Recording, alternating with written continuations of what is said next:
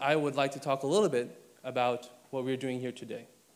So medicine, ethics, and Islam, these are how they relate is a question that is open to debate. We know in that public conversations in the news media, there's always a question of what religious values play a role in medicine. So for example, in the Shivo case, there was a question about what can be done and can't be done. And some people in this room actually testified in front of some of our policymakers about what their religious faiths have to say about that. In the stem cell debate, the same thing happened. One of our speakers here, Professor Sajidina, actually testified in front of Congress about what Islam has to say about stem cell research. And for some of us who were not at that level, but maybe in medical school, questions were posed to us about what our faith traditions had to say about these sorts of things. So when we learned principalism, the question was asked, is your tradition a rights-based tradition or a duty-based tradition?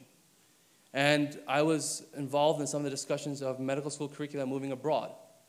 And as you move from one society to another, there's a different cultural value system. So the question arose, well, should Muslim students be should be learning how to take care of patients who need vaginal examinations by learning them on models? Is that a permissible contract according to Islamic law? But also, is that a cultural paradigm which should be used in teaching medicine to Muslim students?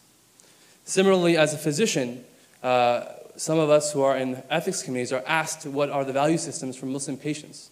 So there were cases around IVF where, being an emergency medicine physician, I know very little about IVF, but I was asked, what does Islam have to say about that? So I think that in the daily conversations in the public sphere, in the educational sphere, and also in our clinical setting, these questions are asked. And the conference today sets the agenda for that. So who are the consumers of Islamic bioethics? I would argue that there are at least 4 categories, one of them being healthcare providers themselves, such as myself, who wants to figure out what our faith tradition has to say about the practice of medicine. There are healthcare institutions who then try to use this idea of cultural competency to better tailor their services to meet patient needs. One of those patient populations, obviously, is a Muslim patient population. So they wonder, what can we do to make Muslims feel more comfortable? Similarly, as there are, on a higher level, policy organizations that want to make healthcare equitable. And health equity being a value, they try to figure out how can we not create disparities in healthcare based on religious values. And then, as some of the people in the audience today and who will speak, religious leaders, imams in the hospital, or imams in the community or hospital chaplains are often brought to the bedside to deal with the crisis of faith that people sometimes have when dealing with a terminal illness. So the question then becomes, who are the experts of Islamic bioethics? And what are the knowledge prerequisites for being such? One would think perhaps it would be the Muslim physicians who practice medicine but have a value system that they hold that permeates their practice.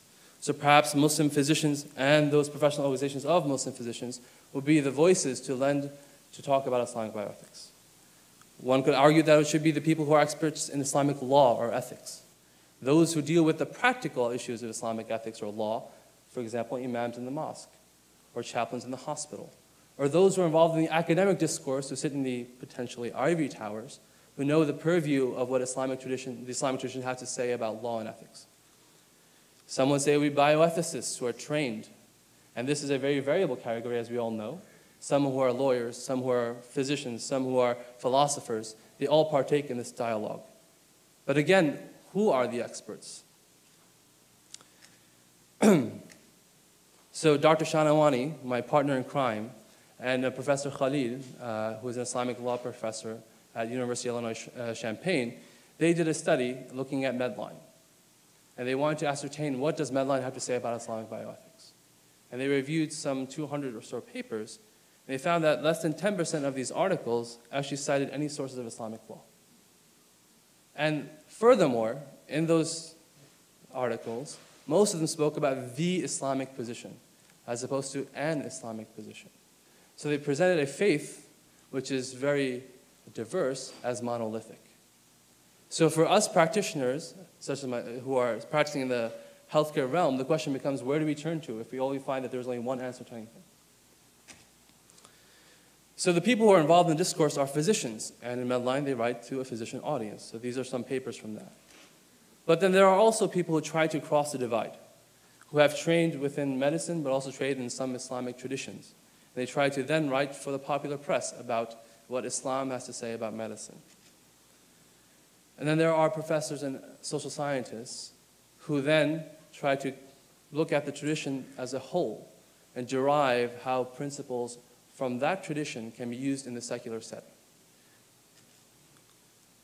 But the traditional jurisconsulates, those the imams at the mosques, or those who are the muftis, we say, who answer questions for the Muslim who comes to them, they also engage in this discourse.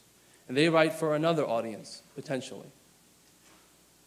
Sometimes they write online and answer the question right online, and that is the extent of their engagement in the discourse. So the current state of Islamic bioethics is that many different disciplines are engaged with different goals, different expertise. And this naturally leads to a silo problem where there's little crosstalk between these disciplines. For us at the ground level, the imams at the mosque, the physicians at the bedside, there is no central repository from which to draw upon when we want to figure out what to do in this situation, what my religious tradition has to say about this scenario. And often, the products that are produced are not relevant to our concerns. So what we need on the applied level are multidisciplinary works that account for the policy implications of the rulings, the religious verdicts. And we need to critically examine the Western bioethical concepts and constructs of whether they resonate with our faith tradition or they do not. Similarly, when we have people who are engaging in a discourse just answering questions on an ad hoc basis, sometimes it's not readily apparent what framework they use to answer those questions. A mufti sitting in Egypt is answering a question for an Egyptian patient. How does that translate to an American context? And so we would need a clear and explicit Islamic ethical legal framework to deal with these questions, to figure out what is transmutable, what is not. And at the end of the day, I would argue that all of this discourse must meet the practical needs of those at the ground level. As I said, the patient and doctor at the bedside, the imams at the mosque who are often called upon into the hospital to deal with end-of-life care or other situations, and then those healthcare systems that try to accommodate Muslim patients. So we really need a circle of dialogue that goes from the patients to the consumers and to the producers of Islamic bioethics work. So that brings us to our conference. The idea of this conference is to bring together different disciplines to engage in this discourse in an American context. And as you have seen in the brochures that were sent around, we did claim that this is the first time in the United States that this discourse is occurring. There are centers of learning in the Muslim world that bring together scientists and scholars of the law, and they engage in a dialogue. But that discourse does not occur in the American context, with its own peculiarities. And today we hope to build upon that discourse within an American context. So most of the people here today are from the American context. We do have people who have traveled from Saudi Arabia to visit us, or from the UK. But today we would like to maintain the discourse on the American context. So to that end, I'm going to go through our panels today to talk about who is speaking to whom.